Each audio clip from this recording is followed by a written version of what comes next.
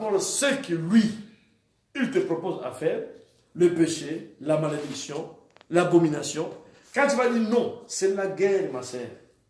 Et quand lui, alléluia, quand la personne là, qui vient te faire la guerre spirituelle, qui veut t'amener dans les péchés, et que toi tu les résistes par rapport à la parole de Dieu, la personne, quand il va comprendre, il va dire non, je ne veux plus faire ça. Donc, c'est-à-dire que la paix va revenir. Parce que la paix, il va revenir seulement quand la personne, il ne va plus maintenant t'amener à pécher. Quand la personne va comprendre que toi, tu as compris, toi, tu l'as résisté, toi, tu as gagné. Voilà la paix.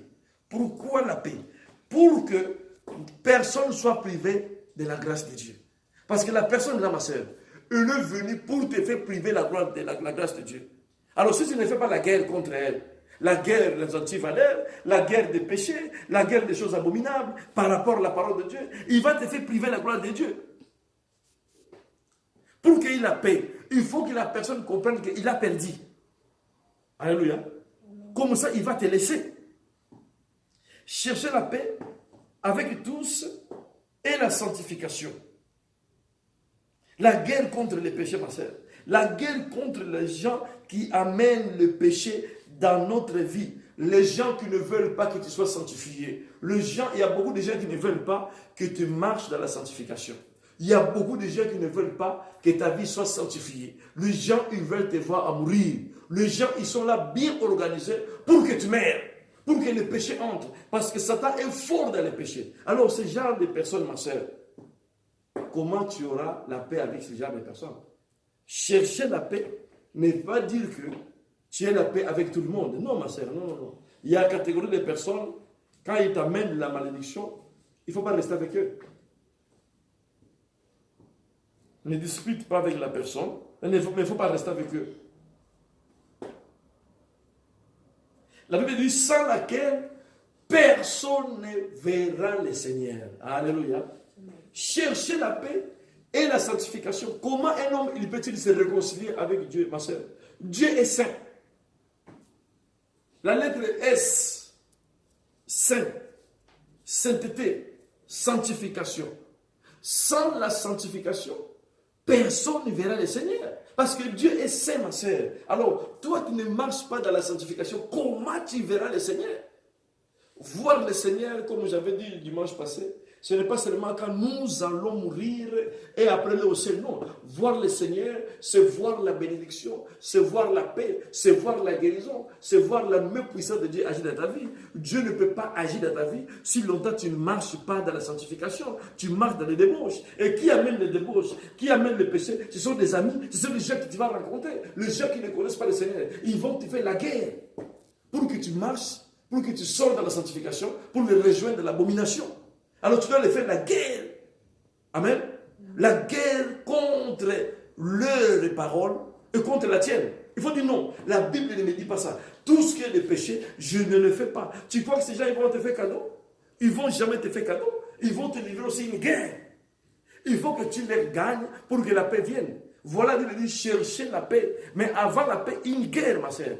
Il faut se lever, faire la guerre contre les péchés. Ne laisse pas les péchés dominer ta vie. Ne laisse pas les péchés gagner ta vie. Ne laisse pas les péchés prendre contrôle de ta vie.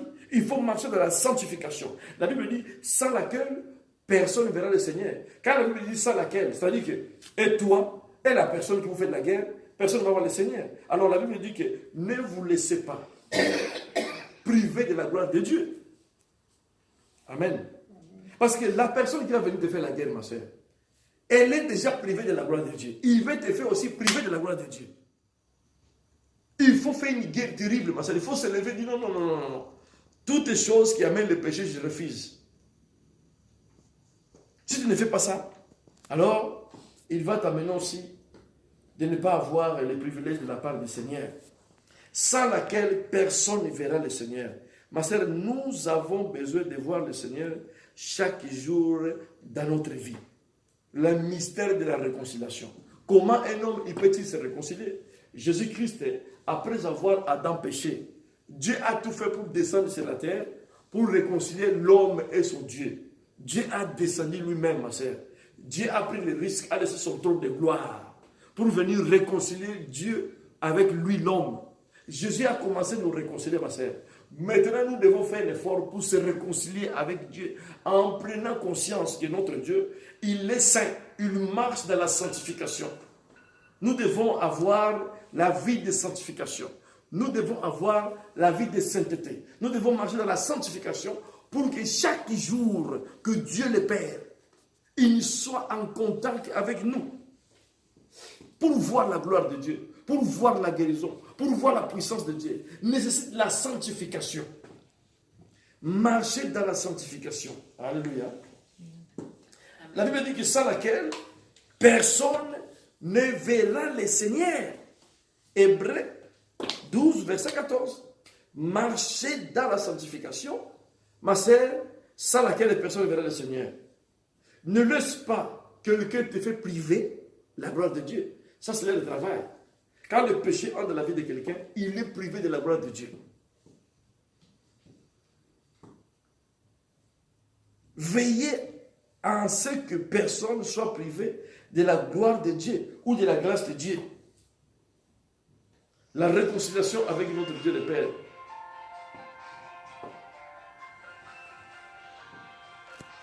Et nous voyons que la réconciliation avec Dieu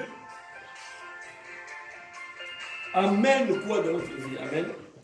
Pourquoi nous devons se réconcilier, ma sœur? Parce que la réconciliation avec Dieu amène le changement. La réconciliation amène le changement. Pourquoi les gens aujourd'hui, leur vie ne change pas? Les gens pensent qu'ils vont changer à l'effort d'aller à l'église. La réconciliation avec Dieu amène. La réconciliation avec Dieu amène les changements. La réconciliation avec le Dieu Tout-Puissant amène les changements dans notre vie. Alors pourquoi aujourd'hui leur vie ne change pas? Pourquoi il n'y a pas un changement dans la vie des enfants de Dieu? Parce que les enfants de Dieu, ils vont à l'église prier. Les enfants de Dieu, ils vont à l'église chercher les pasteurs, chercher la parole, font tout ce qu'ils veulent. Leur vie ne change pas parce qu'ils ne sont pas réconciliés avec Dieu. Ma sœur, quand tu ne te réconcilies pas avec Dieu, pour se réconcilier avec Dieu, il faut maintenant te mettre dans la sanctification. Alléluia. Le mot S, la sanctification. Il y a le mot S, sainteté. Le mot S, santé. La santé vient de la sanctification. Quand tu marches dans la sanctification, ma soeur, tu as tout. Parce que ça va permettre à Dieu de descendre et monter dans ta vie. Il n'y a rien qui peut empêcher les anges ni Dieu d'agir dans ta vie. Parce que tu es saint. Parce que Dieu est saint. Alors, ma sœur, quand on parle de la sanctification, globalement, ton chemin, il doit être saint. La vie chrétienne, il doit être saint. Ta façon de voir des choses, il doit être saint. Ta façon de lire la Bible, il doit être saint. La Bible dit tout ce que nous touchons est saint. Et si tu regardes la Bible, dans le livre de Jean, Jean 5, à partir de verset 5, si je me trompe pas, la Bible dit que vous êtes déjà pire à cause de la parole que je vous ai annoncée. La parole, il nous sanctifie. Alléluia. Non, Jacques 15, pardon. Jacques 15, verset 5. Vous êtes déjà pire à cause de la parole que je vous ai annoncée. La parole de Dieu nous sanctifie. L'Église ne connaît pas la parole. Les gens, ils ne cherchent pas à connaître la parole. Les gens, ils ne veulent pas se réconcilier avec la parole. Comment un homme, il fait-il se réconcilier avec Dieu? Se réconcilier avec la parole. Tu marches selon la parole, comme on a vu ici. La Bible témoigne de Zacharie et sa femme Élisabeth. C'était les hommes qui marchaient avec l'intégrité. Ils marchaient dans la crainte de Dieu. La Bible les témoigne. La Bible témoigne des gens qui marchaient à cette époque. Ils ont marqué leur époque. Jusqu'à aujourd'hui, on parle d'eux. Parce que pourquoi? Ils ont marché dans la sanctification. Ils ont marché dans l'intégrité avec Dieu. Ma sœur, quand tu marches dans la sanctification, tu marques ton époque. Tu ne peux pas marquer l'époque sans marcher dans la sanctification. Tu ne peux pas marquer l'époque sans être avec Dieu. Tu ne peux pas marquer ton temps si tu n'es pas dans la sanctification, si tu ne te réconcilies pas avec Dieu. On se réconcilie avec Dieu en se réconciliant dans la parole de Dieu. En marchant selon la parole de Dieu, tu te réconcilies avec Dieu. Combien de chrétiens aujourd'hui, ils savent qu'il faut lire la Bible, ils savent qu'il faut qu'ils apprennent les paroles de Dieu. Combien de chrétiens aujourd'hui, ils ne savent pas prier?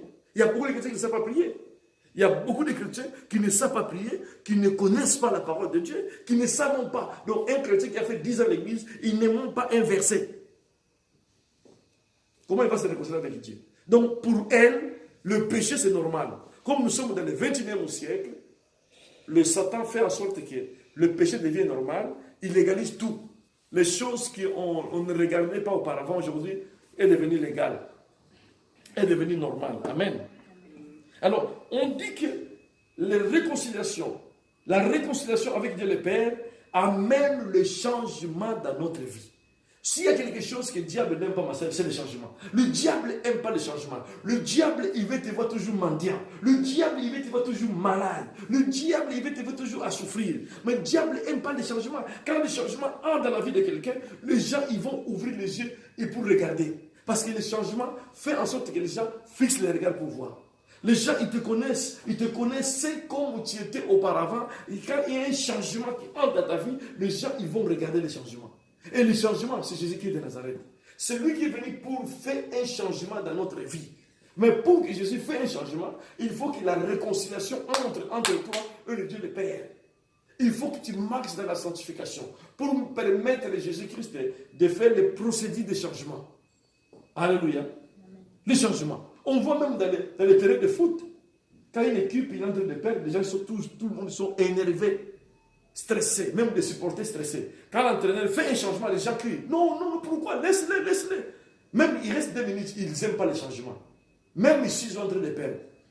Mais quand les joueurs vont entrer, ils vont changer. Dès qu'ils vont marquer le but dans les dernières minutes, le but de la victoire, ils vont oublier qu'ils contestaient tout le monde. Et ceux qui contestaient. Et même les joueurs qui vont sortir, qui vont les remplacer.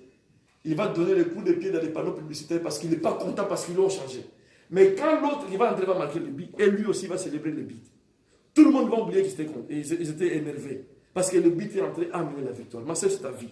Les gens aujourd'hui, ils ne veulent pas qu'ils te changent.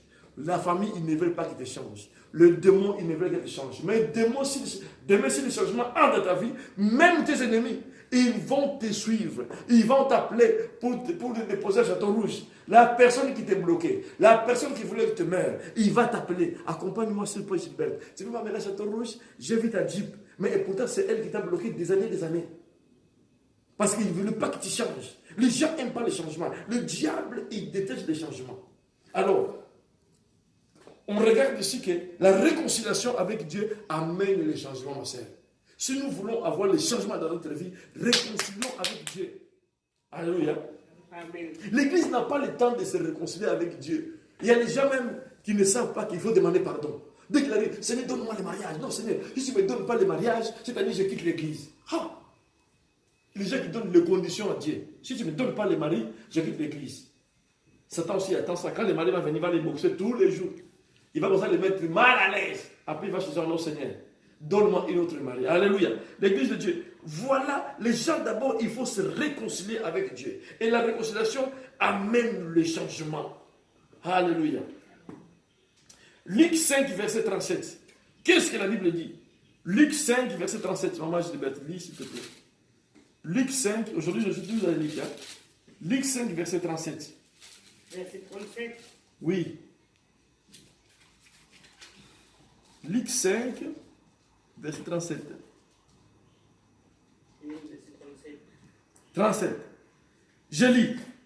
Et personne ne met du vin nouveau dans les vieilles outres.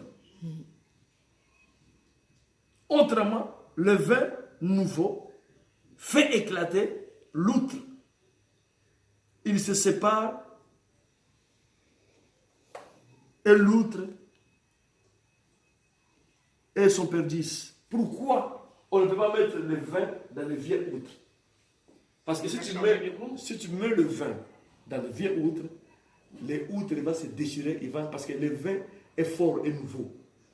On met le vin ancien dans les vieilles outres, mais le vin nouveau, ma soeur, c'est le Saint-Esprit. Le vin nouveau, c'est la puissance de Dieu, c'est la parole de Dieu. On ne peut pas mettre le vin nouveau, l'Esprit de Dieu ou la parole en toi, qui est dans le péché, qui n'a pas de sanctification.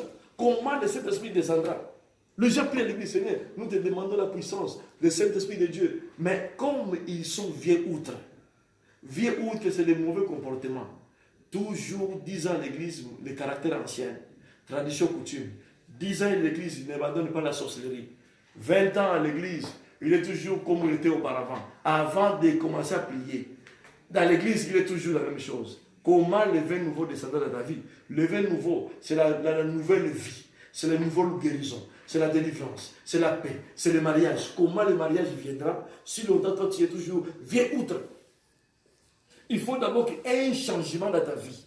Le changement, c'est ce qui va permettre de sortir dans le monde, de revenir vers le Seigneur par la réconciliation, que le Seigneur change ta vie maintenant, pour te permettre maintenant que le vin nouveau qui va venir dans ta vie prenne la place. Parce que non, tu vas exploser. Quand le vin nouveau va entrer dans le vieux outre, le outre va exploser. Parce que le vin nouveau, c'est fort. On ne peut pas prendre un vin nouveau, mettre dans une vieille outre. Ma sœur, les vieux outre, ce sont des chrétiens qui ne veulent pas se convertir. Le vieux comportement dans l'église. Ils veulent que Dieu les bénisse. Ils veulent que soient remplis de Saint-Esprit. Ils veulent qu'on les prophétise. On veut que des choses. Mais si tu ne changes pas ton comportement qui est vieil, si tu ne changes pas ton caractère qui est ancien, le Saint-Esprit ne viendra pas. Alléluia. Il faut que tu sois une nouvelle outre. Il faut que tu te réconcilies avec le Seigneur. La réconciliation amène le changement. Alléluia. Il faut songer, ma sœur. Il faut que ta vie change. Dis ce soir, il faut que ma vie change, ma sœur. Il faut que ta vie change. Il faut que ta vie change. Il y a beaucoup de gens qui disent, j'entends les gens qui disent dans le monde, il y a une phrase qui dit dans le monde, il faut reculer pour mieux sauter. Il faut reculer pour mieux sauter. Ça, c'est pour les païens, ce n'est pas pour les chrétiens. Amen. Ça, c'est des bêtises. Il faut reculer pour mieux sauter. Les païens disent ça. Le monde dit ça. Il faut mieux reculer. À des fois dans la vie, il faut reculer pour sauter. Ça, c'est n'importe quoi. Ce n'est pas pour nous, les chrétiens. Les chrétiens ne reculent pas. Parce que si tu recules, c'est fini. Par contre, la Bible dit que Christ nous appelait de gloire à gloire, de succès à succès et de réussite à réussite. Oui. Amen. Tu avais une Renault. Tu achètes maintenant une Jeep. Ce n'est pas normal que tu avais une Jeep et après tu recommences encore à zéro avec une petite voiture non hydraulique. Non, ça ce n'est pas reculer.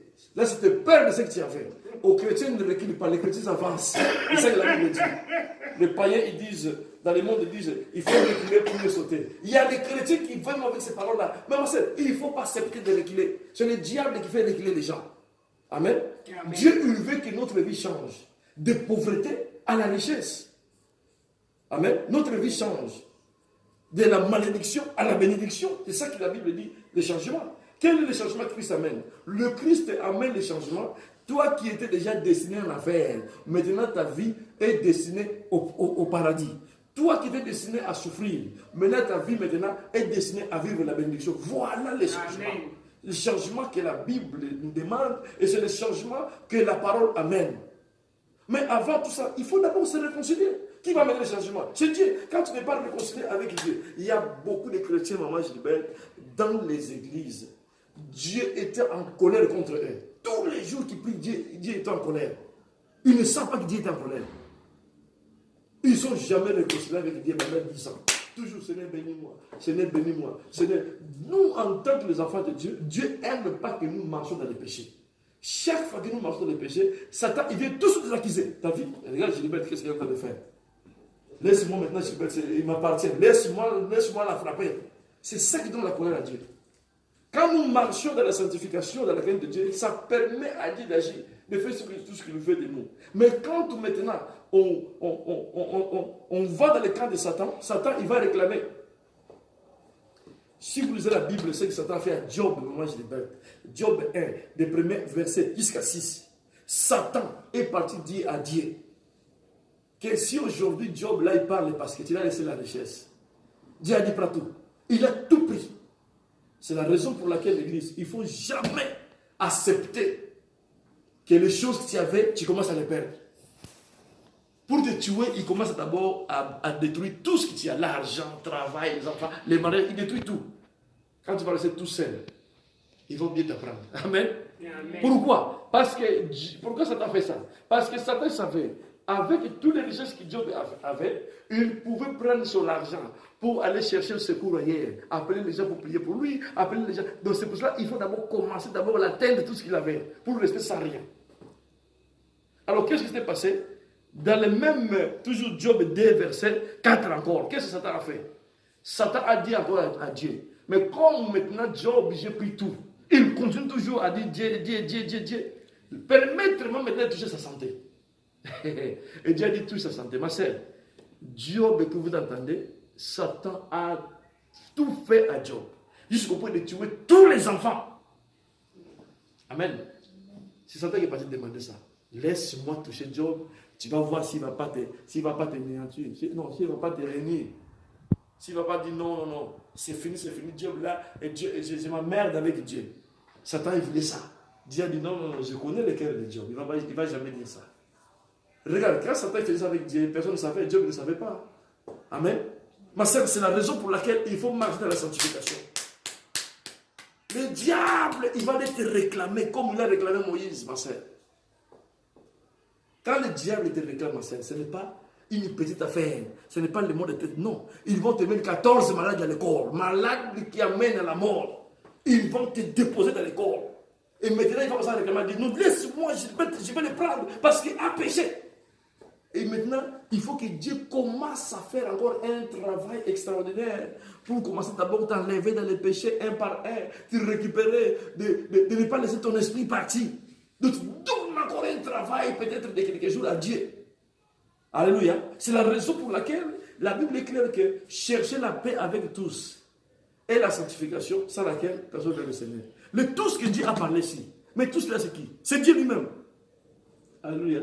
Parce que tout appartient à Dieu. Alors si tu cherches la paix avec Dieu, c'est-à-dire que tu as la paix avec tout. C'est pour ça que je dis ici que ce n'est pas parce que la Bible dit chercher la paix avec tous que tu dois être en paix avec tout le monde. Il y a certaines catégories de personnes, tu ne peux pas être en paix avec eux. Parce que quand tu vas dès que tu vas les raconter, ils vont t'attaquer. Alléluia.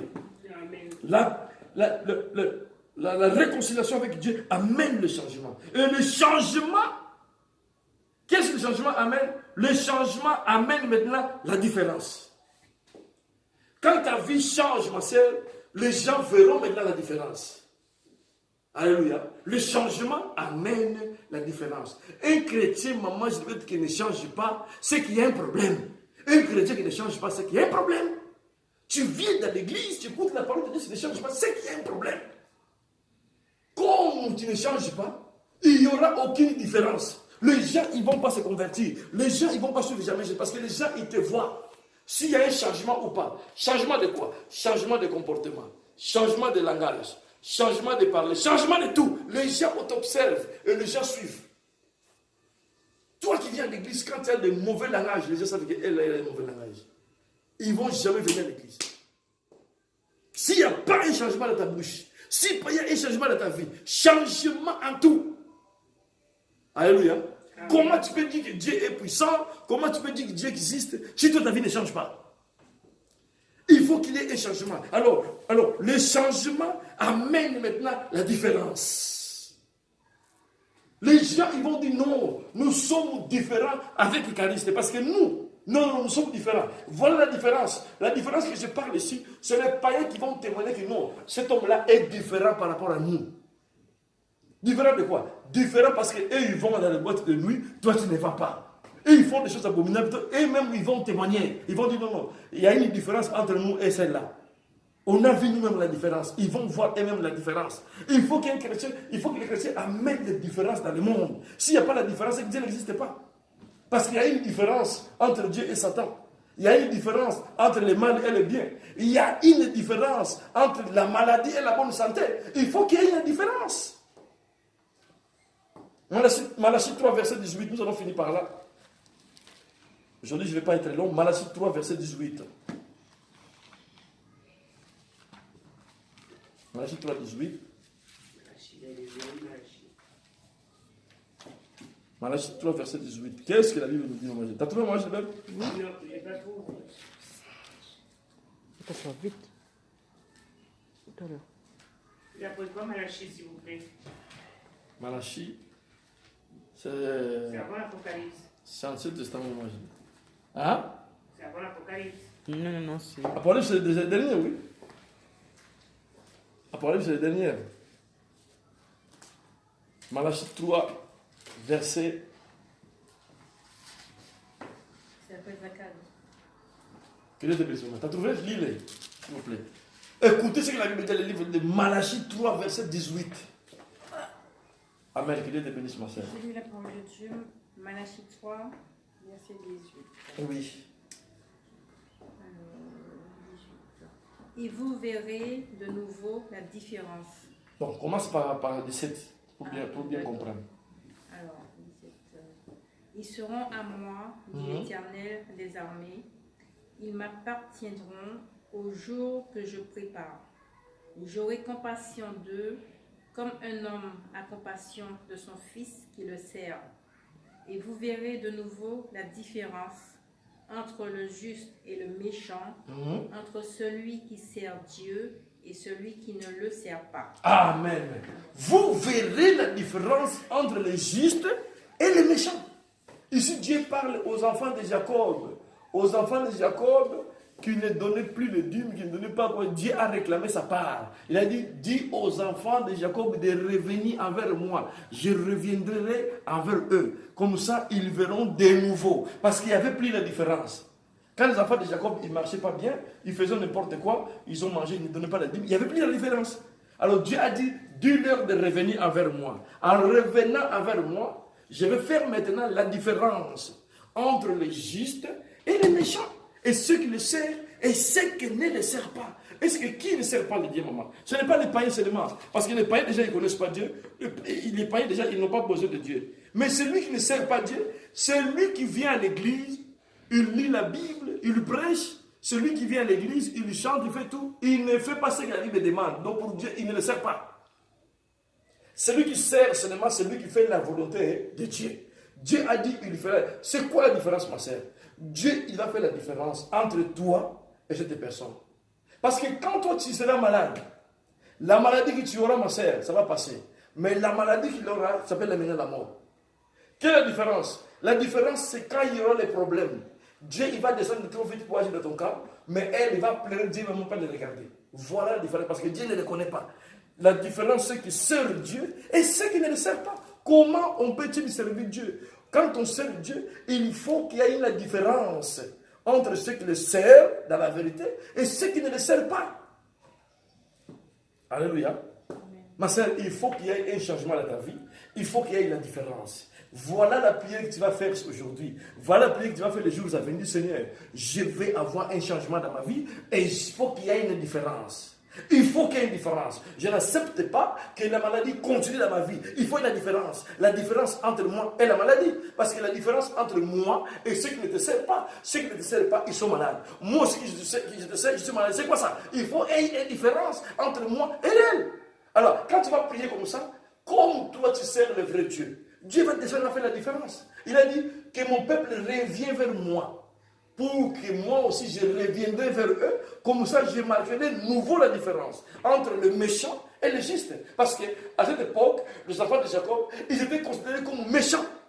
Quelqu'un qui n'applique pas la parole de Dieu, Dieu le considère comme un méchant. Mais quelqu'un qui revient envers Dieu, il amène un changement. C'est quand tu reviens envers Dieu, Dieu va amener un changement dans ta vie. Parce que tu es revenu. Tu as reconnu tes fautes, tu es revenu, Dieu va amener un changement de nouveau. Après avoir amené un changement, la différence maintenant, les gens ils le verront. Les gens ils verront la différence. Amen. Amen. Que Dieu vous bénisse, ma sœur. Amen. Soyez bénis, pasteur. Amen, nous sommes arrivés à la fin. Ne coupez pas, maman, on va prier. Mettons-nous debout, ne coupez pas. Mettons-nous debout, nous allons prier pour cette parole. Amen. Que Dieu bénisse encore la parole de ce soir. La Bible dit, il mettra la différence, ceux qui le servent et ceux qui ne le servent pas. Alléluia. Prends ma vie, Seigneur, prends ma vie, que ma vie soit comme la tienne. Prends ma vie, Seigneur, prends ma vie, que ma vie ressemble à ta vie.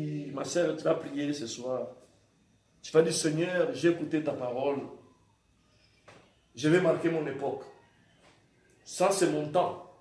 J'ai décidé de te servir, Seigneur. Je veux que ce soir, au Dieu Tout-Puissant, amène le changement dans ma vie. Amène le changement dans ma santé. Amène le changement et la différence. Prions dans le nom puissant de Jésus-Christ. Père, je prie ce soir, Papa, dans le nom puissant de Jésus.